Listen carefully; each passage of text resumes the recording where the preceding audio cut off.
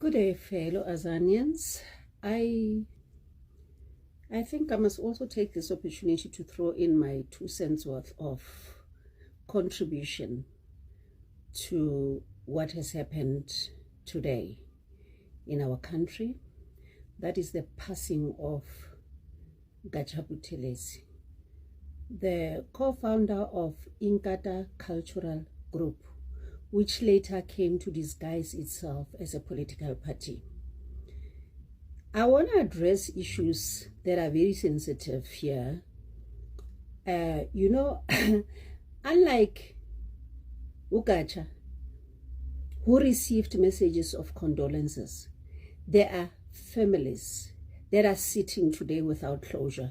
There are families that are sitting missing their loved ones, namely Nkatlehong, Val, Alex, Kagiso, Freiberg, all the places here in this country that had to experience the heartlessness of Inkata Cultural Group, which came highly sponsored by the apartheid government.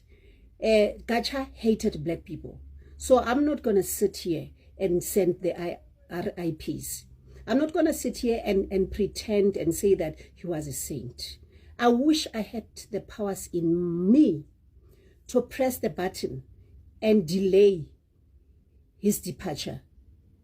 I wish I could sit here and pretend that he was all good. If I had those powers, I would actually press the button and delay for him to die in December, just like the other sellouts who died and got buried in December. Gacha was nothing. He was no lover of black people. He hated black people with passion.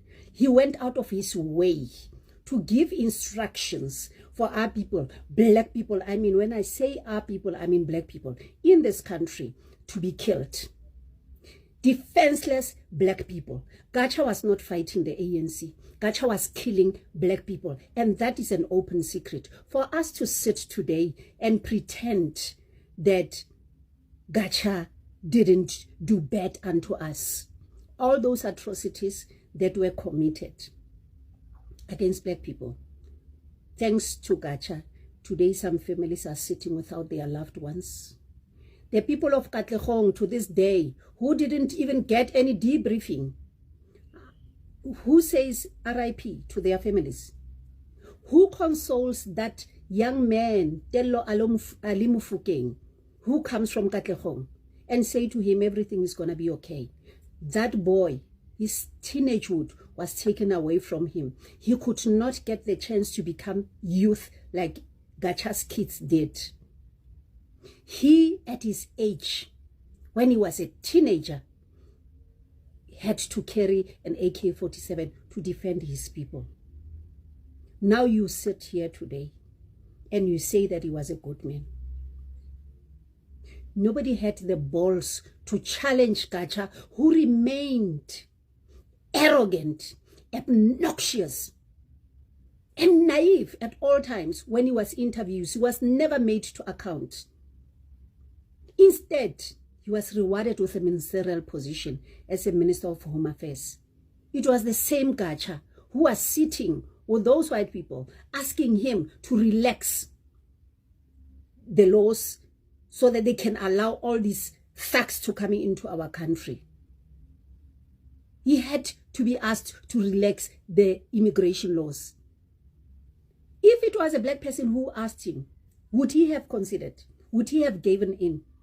Gacha was nothing else but a bloodthirsty monster. And I say that without apologizing. And I say that without shame.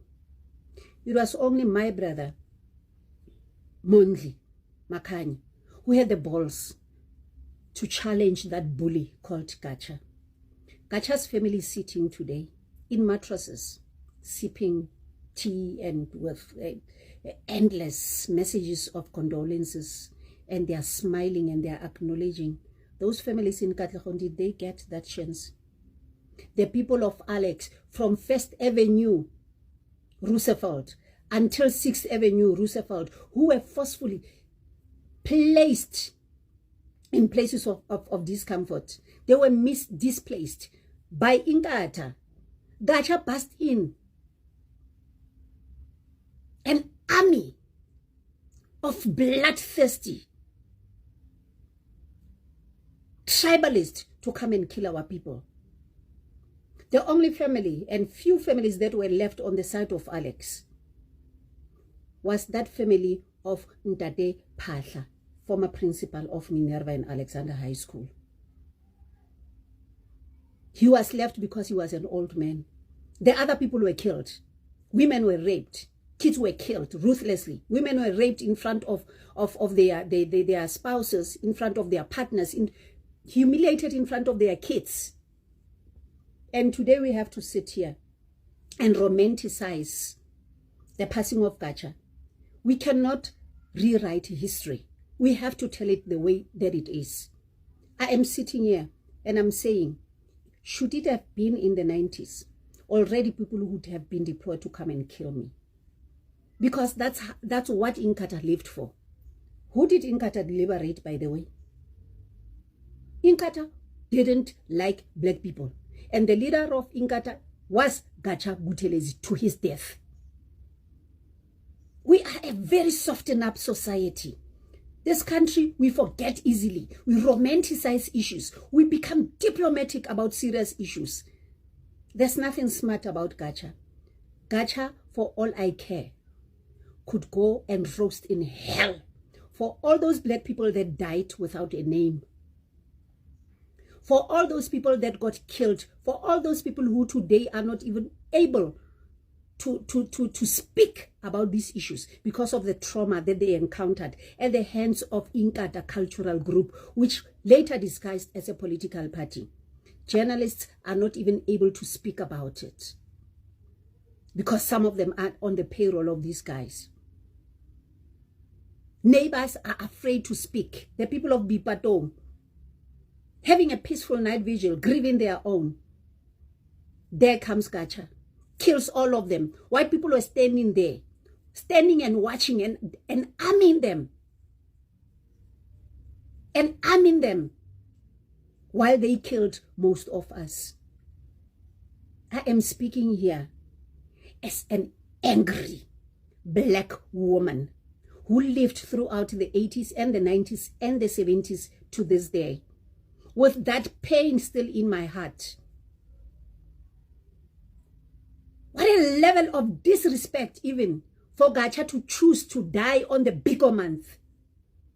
Disrespecting Steve Biko and the history and his legacy. Why couldn't he die in December or any other month where we wouldn't give a flying fuck? Now all the attention has to shift to this monster who killed our people. This is the Biko month, and every black person, wherever they are in all four corners of this country, in Azania, remember Biko and remember his legacy. Azania is yet to prevail. Gacha can rot in hell for all I care.